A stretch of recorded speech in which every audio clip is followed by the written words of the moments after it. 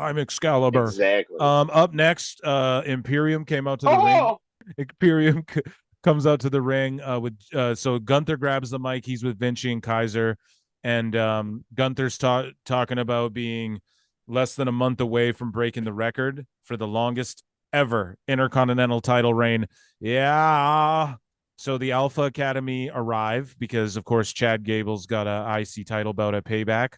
And then Kaiser starts going in. So first off, let me just put over Gunther's mic skills in his little spot there instead of Ludwig talking or whatever. There's Gable like ran. Gunther spit his thing. And then they come out and then Kaiser starts going like, I don't know. He's cutting just such a good promo. This guy's like, I don't know, man. He's like too good for the business, man. This guy's doesn't get his flowers. I think he's starting to, but Ludwig's got everything. He can work, he can character, he's got Riz, he can fucking, he's got everything, Daddy. So he's like, yo, you should be with a European like me. This is A grade genetics, whatever. I do think though that you're right. Like Gunther should be chopping this motherfucker for simping, like this should be what caused, like it should be a forbidden love where, because Maxxine ends up slapping him in the like face Star and Wars. she's with Otis. But really, if they're going to do this and pull the trigger on this, it should be him in like forbidden love with a girl who wants him too. And then he's got to suffer through getting a beat down by Imperium for fucking, trying to get with this girl. Star Wars, Romeo and Juliet, but either way though, I don't know I like all these guys.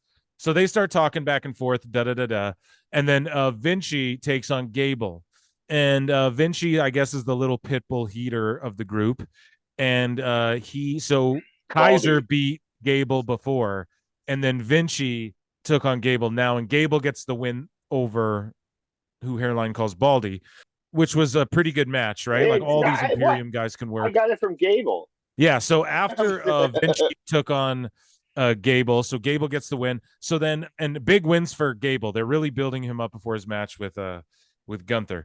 And so anyways, then Gunther gets mad and he challenges Otis. And I don't know if the belt was on the line or not. I can't remember if they announced that, but Otis, he takes him on, hard-hitting matchup. And then, Gunther just whooped Otis's ass. I don't want to say squashed him, but just fucking murked him with chops and stuff.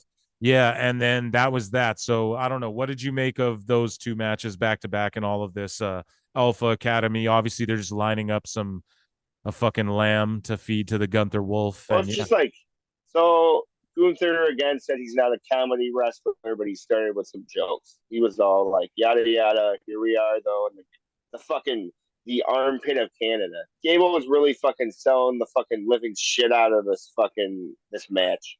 Obviously, he was in control of Vinci, but like the few moments where Vinci was fucking getting his spots and Gable really made him look like $1,000,000. So like, here I go with my stereotypical shit. It was two guys working together to fucking put out a good product for the crowd. So always good to see that. You see a lot of that in the WWE. These guys fucking, hey, we're trying to get a paycheck, not trying to fucking get over. They're trying to get over. You get what I'm saying. Sorry, guys. I don't know, man. So fucking. I guess my favorite commentary spot. We'll get this done and over with. Cole goes the fucking way. Hey Wade, can you tell Gunther that that our announce desk isn't his personal stage? Because it's like this is the second week in a row he hopped up there and fucking did a little fucking speech. But yeah, and then fucking Otis versus Gunther, dude, bodied, murdered, slain, big body shit. Chalk outline. I don't know. When do you think he's gonna drop that belt, man? If you had to guess, like, just keep him reigning with it till fucking like who else is gonna win it? Yeah, well, like till after he gets the record. So that's in 25 days, right? So it's like, okay, so do you have him drop it after a month and he only beats the record by 5 days, or does he fucking put it out of reach? Keep it on him through Mania. Yeah, longer. Fuck it, man. Because here's what I'm saying: Roman isn't gonna drop his world title at Mania. So I think what you do is you build up someone to challenge Gunther at Mania, and then that's where you break his streak. Yeah. Yeah, that's what I would do if it's me. Yeah, like what you do is you keep Seth and Gunther reigning till 40. You have Roman retain, but you drop Seth and Gunther's belts both at Mania so that people are like, well, they did switch these ones, right?